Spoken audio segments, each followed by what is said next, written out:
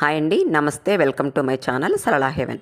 ఈరోజు నేను అనపకాయలతో ఫ్రై ఎలా చేసుకోవాలో మీకు చూపిస్తానండి. అంటే కర్ణాటకలో వీటిని అవరెక్కాళ్ళు ఉసిలి అంటారు.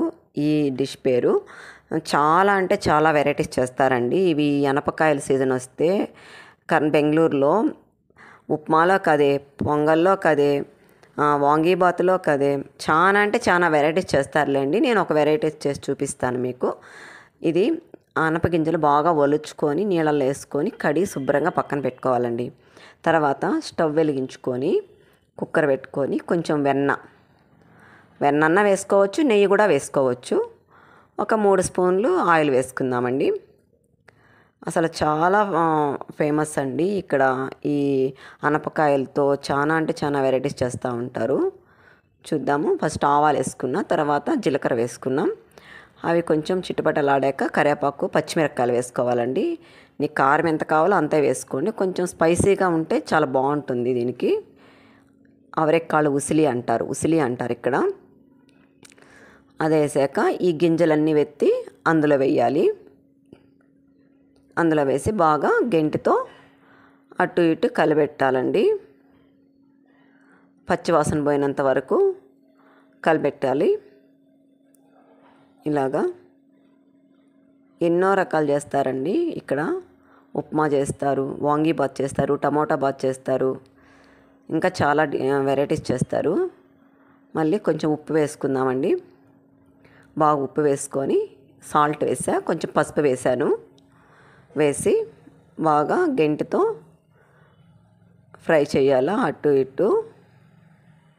చూడండి, ఇట్లాగా బాగా ఫ్రై చేశాక ఒక 5 మినిట్స్ తర్వాత తెల్లగడ్డలు బాగా కొంచెం ఎక్కువే వేసుకోండి, స్మెల్ బాగుంటుంది. తెల్లగడ్డలు వేస్తే మళ్ళీ మసాలాలంతా ఏం వేయకూడదు దీనికి. చాలా చపాతీలకు బాగుంటుంది. బియ్యం రొట్టె చేస్తారు, రాగి రొట్టె చేస్తారు, జొన్న రొట్టెలోకి, అన్నంలోకి కూడా చాలా బాగుంటుందండి. తర్వాత ఒక 5 స్పూన్లు నేను కొబ్బరి వేసుకున్నాను. పచ్చి కొబ్బరి మిక్సీకి వేసుకొని పొడిలాగా చేసుకొని అలా వేసుకున్నాను. బాగా గెంటితో బాగా కలిపెట్టి కొంచెం ఒక సిమ్లోని ఒక 5 మినిట్స్ ఉడకనిద్దామండి.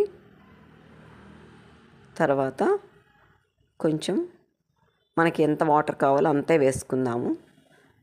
నేను కొంచెము ఒక కప్పు నిండా కొత్తిమీర వేసుకున్నాను. కొత్తిమీర వేసుకొని ఇది కూడా బాగా ఫ్రై చేయాలి. మరి వాటర్ ఎక్కువ పోయకూడదండి, మరి నీళ్ళగా అయిపోతుంది. కొంచెం ఇది ఇగురులాగా ఉండాలి. కొంతమంది కొంచెము పులుసులాగా చేసుకుంటారు, అట్లా కాకుండా ఇగురులాగా ఉంటే బాగుంటుంది. నేను ఒక అర్ధ గ్లాస్ నీళ్ళు పోసానండి. పోసి కలిపెట్టి తర్వాత కుక్కర్ మూత వేద్దాము. ఒక 4 విజిల్స్ రానిద్దామండి. బాగా ఒక 4 విజిల్స్ వచ్చాక దించేసుకోవడమే. సర్వింగ్ బౌల్లోకి సర్వ్ చేసుకుందాము. ఒకసారి మీరు ట్రై చేయండి ఫ్రెండ్స్, ఎంత బాగుంటుంది. చాలా అంటే చాలా టేస్టీగా ఉంటుంది. మీకు నచ్చినట్లయితే మీ ఫ్రెండ్స్కి ఎవరికైనా షేర్ చేయండి, లైక్ చేయండి, సబ్స్క్రైబ్ చేయడం మర్చిపోవద్దు ఫ్రెండ్స్. ఓకేనా? ఇది తప్పకుండా ట్రై చేసి నాకు కామెంట్లో పెట్టండి ఫ్రెండ్స్. Okay, bye.